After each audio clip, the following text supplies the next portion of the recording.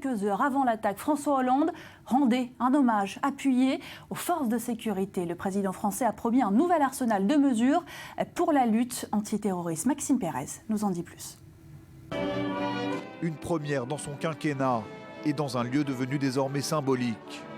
Un an après avoir rendu hommage aux policiers tués dans les attaques de Charlie Hebdo et de Montrouge, François Hollande s'est de nouveau rendu à la préfecture de police de Paris. Cette fois, pour présenter ses vœux aux forces de l'ordre, son message est celui d'un chef de guerre. Jamais, sans doute depuis des décennies, et j'en ai la responsabilité, votre mission n'a donc été plus nécessaire, plus exigeante, car le terrorisme n'a pas fini de faire peser sur notre pays une menace redoutable. À l'extérieur, nous y répondons par nos forces armées, qui luttent aux côtés de nos alliés contre la barbarie de Daesh. Face à la menace terroriste, François Hollande a appelé à la fermeté et à l'unité.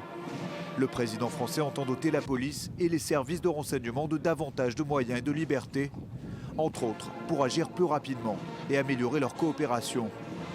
Près de 2 mois après les attentats de Paris, François Hollande a aussi pu dresser un premier bilan de l'état d'urgence en vigueur jusqu'en mars prochain. Depuis 1 an, près de 200 interdictions de sortie du territoire ont pu être prononcées à l'encontre d'individus soupçonnés de vouloir rejoindre les groupes terroristes en Syrie et en Irak.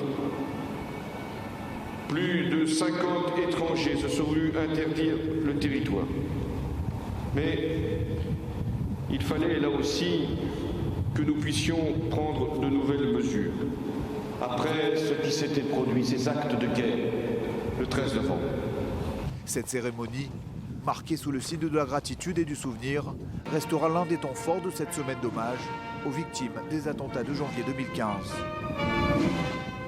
Et cet hommage rendu par François Hollande aux forces de sécurité, cette attaque contre le commissariat du 18e intervient à une date particulière. Vous le savez, ce triste anniversaire, les attentats de Charlie Hebdo contre le journal satirique. Les Français ne veulent pas oublier, la preuve, ce rassemblement spontané qui s'est tenu dans cette place de la République. Sur cette place de la République qui est bien sûr devenue un symbole, un hommage donc aux victimes des attaques Charlie Hebdo. L'esprit Charlie Hebdo qui persiste, place de la République à Paris, ce soir, 1 an, jour pour jour, après les attentats. On va revenir sur les faits.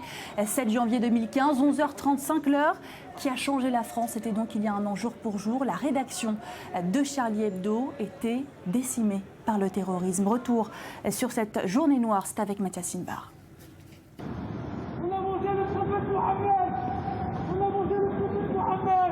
Nous avons vengé le prophète Mohammed. Le message est répété à plusieurs reprises. Les frères Kouachi viennent d'abattre de sang-froid 11 personnes, dont 8 journalistes de l'hebdomadaire satirique Charlie Hebdo.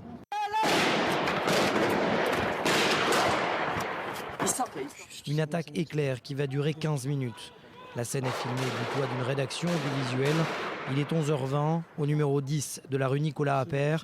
Pénètrent alors Chérif et Saïd Kouachi, cagoulés en combinaison noire de combat et munis d'une arme de guerre de type Kalachnikov. Les frères Kouachi ouvrent le feu dans le hall de l'hebdomadaire, tuent l'un des agents de maintenance, kidnappent la dessinatrice et la forcent à faire le code d'accès pour parvenir à la rédaction de Charlie au 2e étage. Les bruits assourdissants des balles retentissent dans tout le quartier. 11 personnes tombent sous les balles. Quelques instants plus tard, les 2 terroristes affrontent en plein jour les policiers dans Paris. De longues minutes d'une bataille rangée à balles réelles, avant d'abattre l'un d'entre eux au sol, à bout portant.